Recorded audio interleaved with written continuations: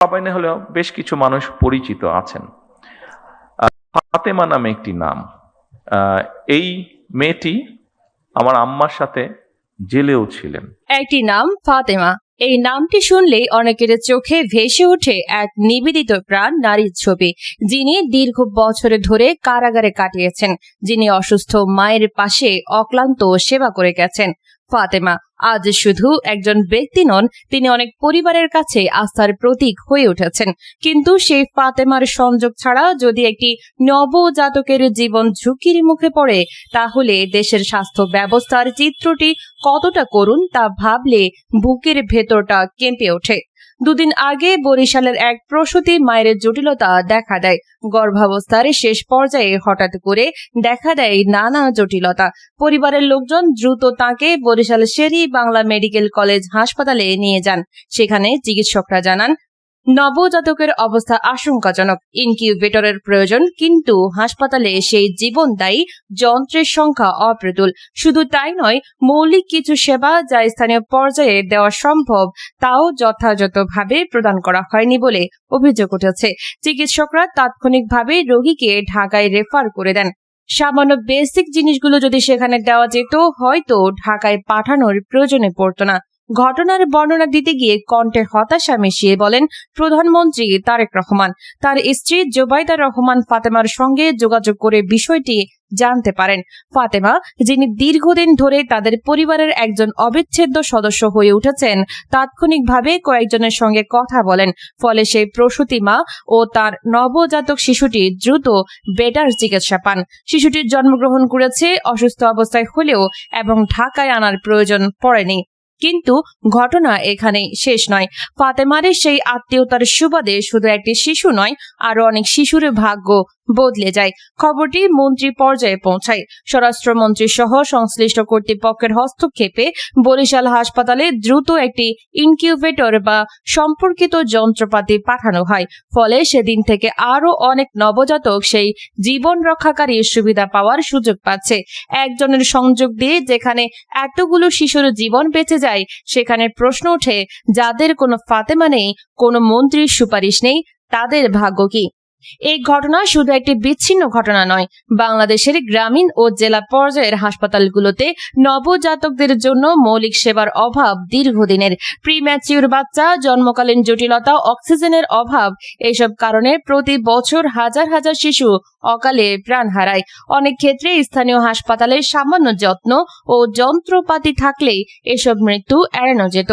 কিন্তু বাস্তবে দেখা যায় চিকিৎসক ও নার্সদের অবহেলা, যন্ত্রপাতির সংকট এবং দায়িত্বশীলতার অভাবে রোগীদের ঢাকায় রেফার করে দেওয়া হয়। ফলে দরিদ্র পরিবারগুলোর জন্য চিকিৎসা হয়ে ওঠে দুরূহ স্বপ্ন। ফাতেমার এই আত্মীয়ের ক্ষেত্রে যা ঘটেছে তা অনেকের জন্য আশীর্বাদ হয়ে দাঁড়িয়েছে। কিন্তু তারেক রহমান আবেগ আপ্লুত কণ্ঠে বলেন, সবাই তো ফাতেমার আত্মীয় নয়। প্রতিটি মা শিশু যেন ফাতেমার সুপারিশ ছাড়াই মিনিমাম চিকিৎসা পায়, সেটাই আমাদের লক্ষ্য হওয়া উচিত।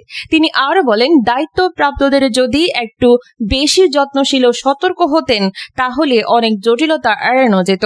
শুধু একটি শিশু নয়, অনেকগুলো শিশুর জীবন বাঁচানো যেত। এই ঘটনায় স্বাস্থ্য খাতের গভীর সংকট উন্মোচিত হয়েছে। হাসপাতালে নিরাপত্তার অভাব, চিকিৎসক নার্সদের ওপর হামলার আশঙ্কা, যন্ত্রপাতির ঘাটতি, এসব সমস্যা চিকিৎসা সেবাকে বাধাগ্রস্ত করছে। বক্তা স্পষ্টভাবে উল্লেখ করেন যে স্বরাষ্ট্রমন্ত্রীর সঙ্গে আজ অথবা কালকেই স্বাস্থ্যমন্ত্রী, প্রতিমন্ত্রী ও সচিবদের নিয়ে জরুরি বৈঠক করবেন। বিশেষ করে নিরাপত্তা ইস্যুতে, যেটিকে তিনি ৩ নম্বর পয়েন্ট হিসেবে চিহ্নিত করেছেন এবং যেখানে শ্রোতারা সবচেয়ে বেশি হাততালি দিয়েছিলেন। তিনি বলেন, আমরা সরকারকে সাহায্য করতে চাই। দেশের প্রতিটি নাগরিক যেন কারো আত্মীয় হওয়ার প্রয়োজন ছাড়াই মৌলিক চিকিৎসা পায়। হাসপাতালে দায়িত্বরতদের আরো যত্নশীল হতে হবে। আমাদের পক্ষে সব সমস্যার সমাধান একদিনে সম্ভব নয়, কিন্তু শুরু তো করতে হবে। এই ঘটনা শুধু একটি পরিবারের সাফল্যের গল্প নয়, বরং দেশ জুড়ে স্বাস্থ্য সেবার অবস্থার এক করুণ চিত্র। বরিশালের মতো জেলা হাসপাতালগুলোতে যদি ইনকিউবেটর, অক্সিজেন সাপ্লাই, প্রশিক্ষিত নার্স এবং যথাযথ মনিটরিং নিশ্চিত করা যায়, তাহলে অগণিত মা শিশু অকালে মৃত্যুর হাত থেকে রক্ষা পাবে। ফাতেমার মতো ব্যক্তিরা সমাজে আস্থা তৈরি করেন, কিন্তু সেই আস্থা যেন প্রতিটি নাগরিকের জন্য সমানভাবে প্রযোজ্য হয়, এটাই আজকের দাবি। সরকারি পর্যায়ে দ্রুত পদক্ষেপ নেওয়া হচ্ছে বলে জানা গেছে।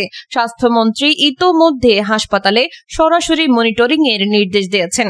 তবে জনগণের প্রত্যাশা এসব পদক্ষেপ যেন কাগজে কলমে না থেকে মাঠ পর্যায়ে বাস্তবায়িত হয়, যাতে কোনো শিশুকে আর ফাতেমার আত্মীয় হওয়ার অপেক্ষায় থাকতে না হয়। একটি শিশুর জন্মই তো জীবনের শুরু, সেই শুরুটা যেন কোনো অবহেলায় থেমে না যায়। ফাতেমার গল্প আমাদের সবাইকে মনে করিয়ে দেয়, সহানুভূতি ও যত্ন যদি প্রাতিষ্ঠানিক হয়, তাহলে কোনো সংযোগ ছাড়াই প্রতিটি প্রাণ বেঁচে থাকবে। দেশের স্বাস্থ্য ব্যবস্থাকে আরো মানবিক ও কার্যকর করার এই আহ্বান শুধু একজনের নয়, সকল নাগরিকের। ফাতেমা বেগম এই নামটি বাংলাদেশের রাজনৈতিক অঙ্গনে এখন আর শুধু একজন গৃহ পরিচারিকার পরিচয় নয়, তিনি হয়ে উঠেছেন নিষ্ঠা, ত্যাগ ও মানবিকতার এক উজ্জ্বল প্রতীক। দীর্ঘ প্রায় 15 থেকে 16 বছর ধরে তিনি ছিলেন বিএনপি চেয়ারপারসন ও সাবেক প্রধানমন্ত্রী বেগম খালেদা জিয়ার অক্লান্ত সেবিকা। খালেদা জিয়ার অসুস্থতার সময় গৃহবন্দী জীবন, কারাগারের অন্ধকার প্রকোষ্ঠ এবং শেষ দিন পর্যন্ত ফাতেমা ছিলেন তার পাশে এক ছায়ার মতো নীরব ও নিবেদিত। 2010 সালের দিকে ফাতেমা বেগম খালেদা জিয়ার বাসভবনে গৃহকর্মী হিসেবে যোগ দেন। তার কাজ ছিল দৈনন্দিন সেবা, কাপড় চোপড় গোছানো, ওষুধের সময় মনে করিয়ে দেওয়া, খাবার দাবারের তদারকি থেকে শুরু করে অসুস্থতার মুহূর্তে পাশে থাকা। কোনো রাজনৈতিক পরিচয় ছিল না তার, ছিল শুধু অসীম ধৈর্য ও ভালোবাসা। ধীরে ধীরে তিনি খালেদা জিয়ার বিশ্বস্ত সহচরী হয়ে ওঠেন। 2018 সালের 8 ফেব্রুয়ারি জিয়া চ্যারিটেবল ট্রাস্ট দুর্নীতি মামলায় খালেদা জিয়ার 5 বছরের কারাদণ্ড হয়। নাজিমউদ্দিন রোডের পুরনো কেন্দ্রীয় কারাগারে তাকে নেওয়া হয়। খালেদা জিয়া অসুস্থ ছিলেন। আদালতে আবেদন করা হয় যে তার সেবার জন্য একজন মেডিকেল অ্যাসিস্ট্যান্ট বা গৃহ পরিচারিকা দরকার। ফাতেমা স্বেচ্ছায় এগিয়ে আসেন। তিনি আদালতকে বলেন, আমি তার সেবা করার মতো একমাত্র ব্যক্তি, আমি তার সঙ্গে জেলে যেতে চাই। আদালতের অনুমতিতে ফাতেমা কারাগারে প্রবেশ করেন। সেখানে তিনি টানা 778 দিন খালেদা জিয়ার সঙ্গে কাটান। কারাগারের কঠিন পরিবেশ, অন্ধকার সেল, সীমিত সুবিধা কোনো কিছুই তাকে দমাতে পারেনি। তার 2 সন্তানের সঙ্গে দেখা হয়নি দীর্ঘ 13 মাসের বেশি সময়। পরিবারের লোকজনের সঙ্গে যোগাযোগ ছিল সীমিত, তবু ফাতেমা থেকে গেছেন অটল।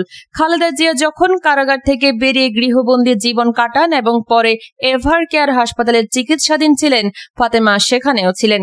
রাজ্যকে সেবা করা, ওষুধ দেওয়া, মনের কথা শোনা, সবকিছুতে তিনি ছিলেন নীরব সঙ্গে। 2025 সালের শেষ দিকে খালেদা জিয়ার মৃত্যুর সময়ও ফাতেমা তার পাশে ছিলেন। দাফনের আয়োজন থেকে শেষ বিদায় পর্যন্ত তিনি কাঁধে কাঁধ মিলিয়ে সবকিছু সামলাছেন। খালেদা জিয়ার মৃত্যুর পর ফাতেমা জিয়া পরিবারের আরো ঘনিষ্ঠ হয়ে ওঠেন। তিনি এখন জাইমা রহমানের ছায়ার সঙ্গে হয়ে উঠেছেন। সম্প্রতি তারেক রহমান ফাতেমাকে আইনগতভাবে নিজের বোন হিসেবে স্বীকৃতি দিয়েছেন। তিনি বলেছেন, ফাতেমা এখন আমাদের পরিবারের একজন সদস্য। এই ঘোষণার মাধ্যমে একজন সাধারণ গৃহকর্মী থেকে ফাতেমা জিয়া পরিবারের অবিচ্ছেদ্য অংশ হয়ে উঠেছেন। 2026 সালের এপ্রিলে প্রধানমন্ত্রী তারেক রহমান এক অনুষ্ঠানে ফাতেমার গল্প তুলে ধরেন। তিনি বরিশালের এক প্রসূতি মায়ের জটিলতার ঘটনা বর্ণনা করতে গিয়ে বলেন, ফাতেমার আত্মীয়ের কারণে সেই শিশু দ্রুত বেটার চিকিৎসা পেয়েছে এবং হাসপাতালে মেশিন পাঠানো হয়েছে।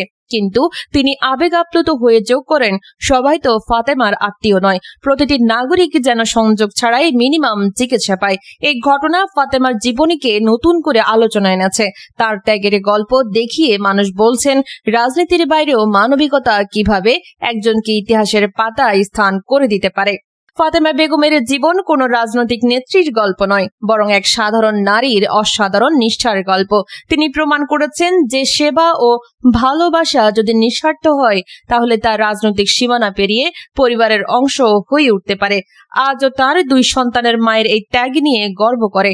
এলাকাবাসীও ফাতেমাকে নিয়ে গর্বিত। খালেদা জিয়ার জীবনের সবচেয়ে কঠিন সময়গুলোতে যিনি পাশে ছিলেন, তিনি এখন জিয়া পরিবারের বোন হয়ে ইতিহাসের সাক্ষী হয়ে রইলেন। ফাতেমার গল্প শেখায়, সত্যিকারের সেবা কখনো ভুলে যায় না। এটি শুধু একজনের জীবনই নয়, বরং নিবেদন ও মানবতার এক অনন্য উদাহরণ।